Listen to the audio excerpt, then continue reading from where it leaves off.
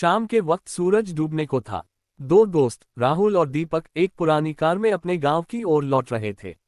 वो शहर से किसी काम के लिए निकले थे, लेकिन वापस लौटते हुए उन्होंने एक शॉर्टकट लेने का फैसला किया। एक लंबी सुनसान सड़क जो गांव के पुराने हिस्से से होकर गुजरती थी। सड़क के दोनों ओर घने पेड़ थे और जैसे जैसे अंधेरा घिरने लगा, माहौल डरावना होता गया। रास्ते में एक जगह उनकी कार अचानक बंद हो गई। राहुल ने कहा, लगा कि पेट्रोल खत्म हो गया है। दीपक बोला, इतनी सुनसान जगह में चलो आसपास देखते हैं, कोई मदद मिल जाए। जैसे ही वो कार से निकले, ठंडी हवा का एक झोंका आया। उन्होंने देखा कि दूर एक टूटा फूटा घर दिखाई दे रहा था, जो शायद सालों से वीरान पड़ा था। चलो उस घर तक चलते हैं, शायद वहां से फोन करने को कुछ मिल जाए, राहुल ने कहा। दोनों जब उस पुराने घर में पहुंचे तो दरवाजा खुद ब खुद चरमराता हुआ खुल गया। अंदर घुप्पर अंधेरा था। दीपक ने मोबाइल की फ्लैशलाइट जलाई। दीवारों पर अजीब निशान थे, जैसे किसी ने नाखूनों से खरोंचा हो। तभी ऊपर की मंजिल से किसी औरत के रोने की आवाज आई। राहुल ने डरते हुए कहा, तूने सुना? दीपक ने जवाब दिया, हाँ, ये आवाज इंसानी नहीं लग रही। तभी दरवाजा तेज आवाज से बंद हो गया। मोबाइल की रोशनी एक पल को बुझ गई और फिर वो आया। एक परछाई, लंबी, झुकी हुई, बिना चेहरा, सिर्फ दो जलती आंखें। उसने धीरे धीरे उनकी ओर बढ़ना शुरू किया।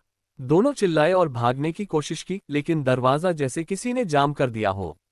फ्लैशलाइट फिर से जली। दीपक गायब था। राहुल अकेला था और उसकी चीखें उस सुनसान गांव की रात में गूंजती रहीं। सुबह गांव वालों ने उस टूटी कार को सड़क पर पाया, खाली। लेकिन राहुल या दीपक का कोई नामोनिशान नहीं था।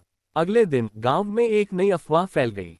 लोगों ने राहुल और दीपक को खोजने की कोशिश की, लेकिन कुछ भी नहीं मिला। कुछ लोग कहते थे कि वो दोनों अजनबी थे, जबकि कुछ का मानना था कि उन्हें उस अंधेरे घर में जो कुछ हुआ वह कभी भी समझा नहीं जा सकता। गांव के एक बुजुर्ग बाबा रामनाथ ने बताया, वो घर किसी समय में एक साधु का आश्रम हुआ करता था। पर एक रात वहां एक भयंकर घटना हुई। साधु का गुस्से में भरा हुआ आत्मा जो अब भी उसी घर में बसी हुई है। राहुल और दीपक के गायब होने के बाद कोई भी उस रास्ते से गुजरने की हिम्मत नहीं जुटा सका। फिर एक महीने बाद गांव में एक और युवक, अरुण, जो हाल ही में शहर से लौटा था, किसी कारणवश उसी पुराने रास्ते से गुजरने का मन बना बैठा।